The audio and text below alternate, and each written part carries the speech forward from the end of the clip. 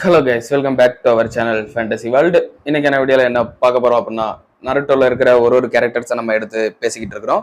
அந்த வகையில் நாலாவதா என்னோட ஃபேவரட்டான கேரக்டர் வந்து நம்ம நாலாவது ஹோக்காகே மினாட்டோ நமிகேசி தான். இல்லை தப்பு yellow flash of the leaf. நம்ம சேனலை நீங்கள் இப்போ தான் ஃபர்ஸ்ட் டைம் பார்க்குறீங்க அப்படின்னா மறக்காம நம்ம சேனலை சப்ஸ்கிரைப் பண்ணி வச்சுக்கோங்க. இப்போ இந்த வீடியோவை ஸ்டார்ட் பண்ணிடலாம்.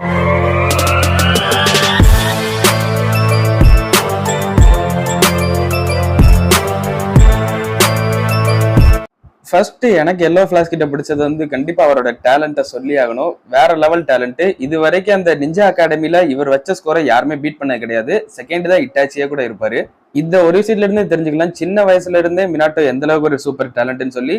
இதோட நம்ம ஜிராயா சென்சே சேரும்போது அது என்ன மாதிரி டேலண்டா உருவாயிருக்குன்னு சொல்லி நீங்களே பாத்துக்கலாம். நம்ம லீஃப் வில்லேஜ்லயே யங்கஸ்ட் ஹொக்காகேனா அது நம்ம மினாட்டோ தான். அவ்வளவு சின்ன வயசுலயே ஹொக்காகே இருப்பாரு. அதெல்லாம் ரொம்ப சிம்பிளான விஷயம்லாம் கிடையாது. ரொம்ப சூப்பர் டேலண்ட் வேணும். அதுக்கு மிக முக்கியமான காரணமே அந்த தேர்ட் கிரேட் நிஞ்சாவார் தான். தக்காளி 1000 பேரை ஒத்தால சோலோ பண்ணியிருப்பாரு. அந்த ஃபைட்டர் சிப்படன்ல கண்ணில் காட்டின மாதிரியே தெரியல. அதை காட்டியிருந்தாங்கன்னா இன்னுமே பெட்டரா இருந்திருக்கும். பட் அதை வாய் வார்த்தையா சொல்றப்ப யாரு சாமினி அப்படின்ற மாதிரி இருக்கும். சூச்சிக்காக எல்லாம் சுச்சு போற அளவுக்கு ஆயிடுவாரு.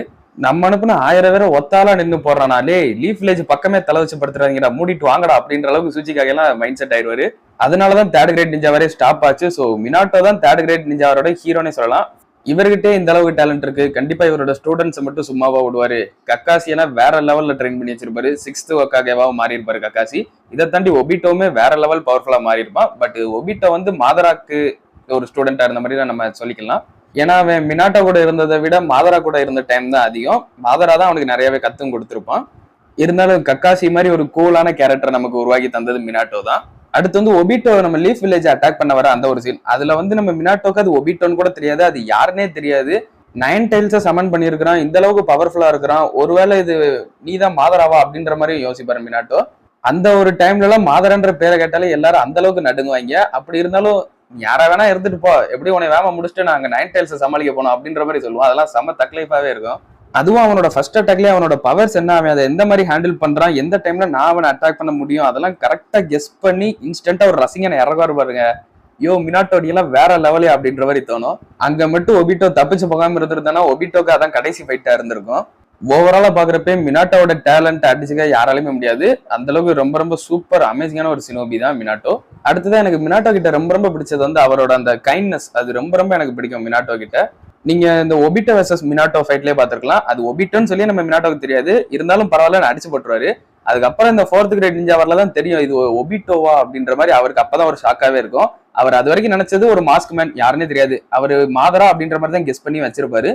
ஆனா அது இவரோட சொந்த ஸ்டூடெண்ட் தான். இவரோட சொந்த ஸ்டூடெண்ட்னாலதான் இவரே சாகுற நிலைமை வந்தது. இவரு அண்ட் குஷினா அவங்க 2 பேருமே ஒபிட்டோவால தான் சாகுற மாதிரி வந்தது. அப்படி இருந்துமே ஒபிட்டோவை சாக விடாம காப்பாத்துவாரு கக்காசி கிட்ட இருந்து. தப்புனா எல்லாரும் பண்றதுதானே, அவனும் திருந்ததுக்கு ஒரு வாய்ப்பு கொடுப்போம் அப்படின்ற மாதிரி சொல்லுவாரு நம்ம கக்காசிட்டையே. இந்த அளவுக்கு ஒரு கைண்டான பர்சன் எல்லாம் கிடைக்கிறது ரொம்ப கஷ்டம் தான்.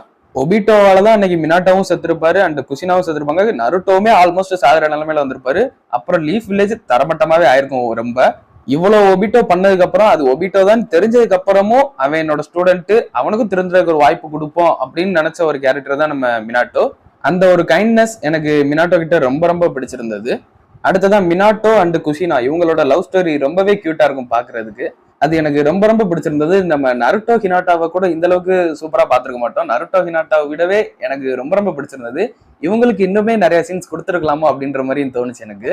அதுவும் நம்ம குஷினா வந்து நான் பிரெக்னெண்டா இருக்கேன் அப்படின்ற ஒரு விஷயத்த அந்த சொல்ற ஒரு விதம், அந்த சீன்லாம் ரொம்ப சூப்பரா இருக்கும். நான் அம்மாவாக போறேன் அப்படின்ற மாதிரி அவங்க ஒரு சந்தோஷமா எக்ஸ்பிரஷன் கொடுக்குறதும், அதுக்கு மினாட்டோ நான் அப்பாவாக போறேன் அப்படின்ற மாதிரி ஒரு எக்ஸ்பிரஷன் கொடுக்குறதும் அதை பாக்குறப்ப ஒரு செம ஃபீலா இருந்ததுங்க. அதை சொல்றதுக்கு ஒரு வார்த்தை கிடையாது. அந்த அளவுக்கு அதெல்லாம் ரொம்ப எல்லாருமே சிரிச்சு பாப்பீங்க.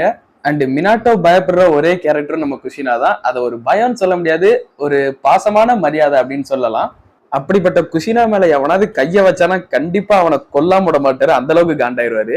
நீங்க இந்த ஒபிட்டோ ஃபைட்லயே கூட நோட் பண்ணிருக்கலாம். கரெக்டா ஒபிட்டோ நம்ம குஷினாவை கொல்ல வர டைம்ல இன்ஸ்டன்ட் அங்க வந்து நம்ம குஷினாவை காப்பாத்திட்டு ஒரு பார்வை பாப்பாரு பாருங்க.